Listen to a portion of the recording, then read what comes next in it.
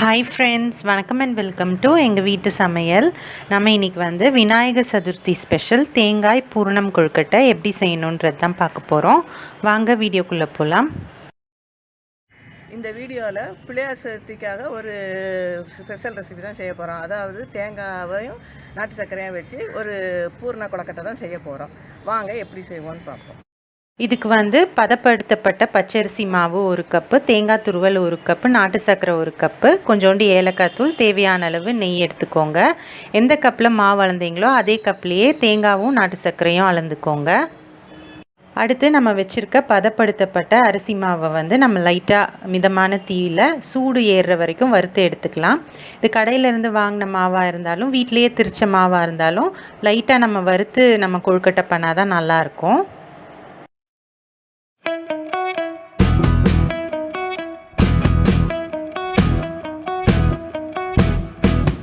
அடுத்து 1.25 கப் போல் தண்ணியை வந்து நம்ம இப்போ வந்து உப்பும் கொஞ்சம் நெய்யும் போட்டு கொதிக்க வைக்க போகிறோம்.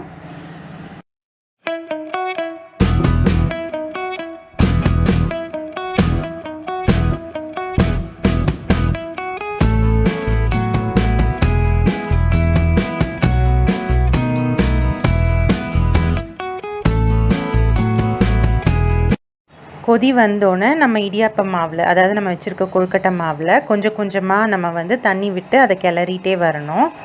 இப்போ மாவில் வந்து தண்ணி எல்லா சைடும் பரவுற அளவுக்கு வந்த பிறகு அதை வந்து ஒரு 5 நிமிஷம் போல் நம்ம ரெஸ்ட் பண்ணணும்.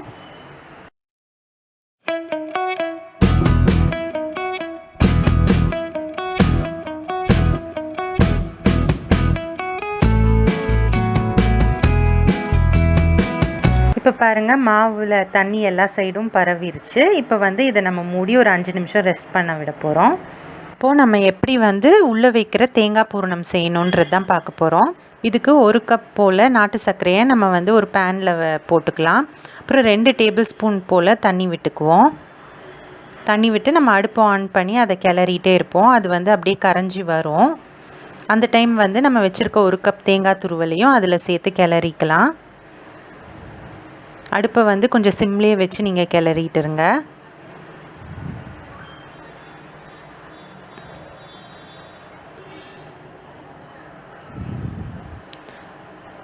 நெக்ஸ்ட் வந்து ஏலக்காய் தூள் சேர்த்துக்கோங்க. 1 ஸ்பூன் போல் ஏலக்காய் தூள், 1 ஸ்பூன் போல் நெய்யும் சேர்த்துக்கோங்க.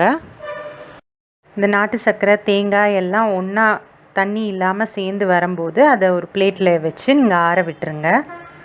நல்லா ஆறின பிறகு தான் நம்ம கொழுக்கட்டைக்குள்ளே வைக்கணும்.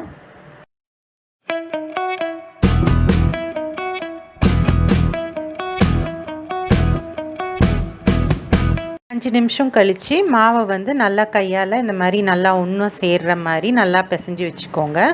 எங்களோட மாவுக்கு வந்து 1 கப் போல் தண்ணி தேவைப்பட்டது. ஒவ்வொரு மாவுக்கும் தண்ணி லைட்டாக வந்து உங்களுக்கு மாறும். அதுக்கு அனுசரித்து நீங்கள் ஊற்றிக்கோங்க. இப்போ வந்து நம்ம கொழுக்கட்டையை வந்து அச்சு யூஸ் பண்ணி தான் பண்ண போகிறோம். நான் ஃபஸ்ட்டு வந்து சோமாஸ் அச்சு மாதிரி நம்ம வச்சுருக்கோம். இப்போ அதில் வந்து 2 சைடும் நீங்கள் வந்து மாவை நல்லா இந்த மாதிரி பரத்தி வச்சுக்கோங்க.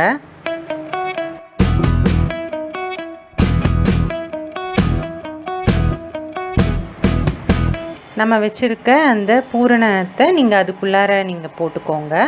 போட்டுட்டு இந்த மாதிரி ப்ரெஸ் பண்ணிக்கோங்க. நீங்கள் ப்ரெஸ் பண்ணும்போது பார்த்தீங்கன்னா உங்களுக்கு அந்த எக்ஸ்ட்ரா மாவுலாம் வெளியில் வந்துடும். அதை நீங்கள் வந்து அப்படியே எடுத்துடலாம். அதுக்கப்புறம் நீங்கள் வந்து ஓப்பன் பண்ணிங்க அப்படின்னா உங்களுக்கு வந்து நல்லா உங்களுக்கு சோமாஸ் வடிவத்தில் உங்களுக்கு கொழுக்கட்டை வந்திருக்கும். இதை நம்ம எடுத்துக்கலாம். அடுத்து வந்து நம்ம ஃப்ளவர் ஷேப் மோல்டு வச்சுருக்கோம். அதுலேயும் அதே மாதிரி நம்ம வந்து மாவை வந்து நல்லா மெலிசாக 2 சைடும் பரத்திக்கணும்.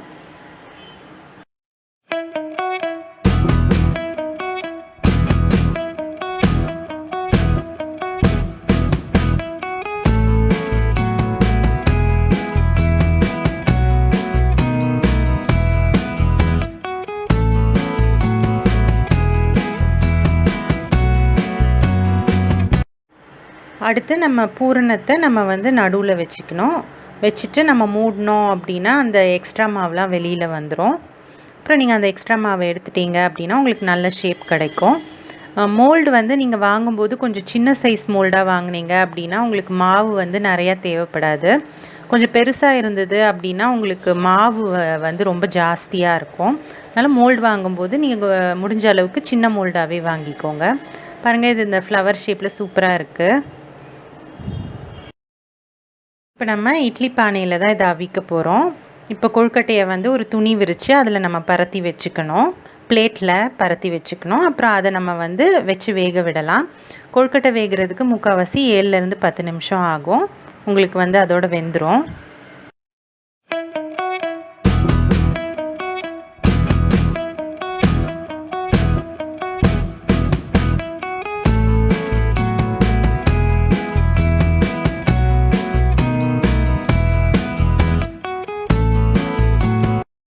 இப்போ வந்து 7 நிமிஷம் ஆயிடுச்சு. நம்ம கொழுக்கட்டைலாம் நல்லா வெந்துடுச்சு. கொழுக்கட்டை வெந்தால் மேலே நல்லா க்ளாஸியாக இருக்கும்.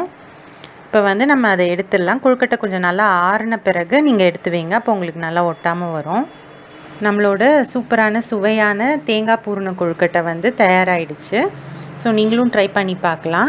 இதே மாதிரி மேல் மாவு பிரியாமல், கொழுக்கட்டையோட மேல் மாவு பிரியாமல் இருக்கிறதுக்கு வீடியோஸும் நாங்கள் வந்து ஏற்கனவே போட்டிருக்கோம். அந்த வீடியோவோட லிங்க்கை நாங்கள் டிஸ்கிரிப்ஷன் பாக்ஸ்லேயும் தரோம். இந்த வீடியோ கடைசியில் எண்ட் ஸ்க்ரீன்லேயும் நாங்கள் காமிக்கிறோம். நீங்கள் வேணும்னா செக் பண்ணி பார்க்கலாம். ஸோ இந்த வீடியோ உங்களுக்கு ஹெல்ப்ஃபுல்லாக இருக்கும்னு நம்புகிறோம். இது பிடிச்சிருந்தது அப்படின்னா நீங்கள் வந்து லைக் பண்ணுங்கள், ஷேர் பண்ணுங்கள், சப்ஸ்கிரைப் பண்ணுங்கள். மறக்காமல் பெல் பட்டனையும் டேப் பண்ணுங்கள். அப்போ தான் எங்களோட ரெகுலர் அப்டேட்ஸ் உங்களுக்கு வந்து சேரும். தேங்க்யூ.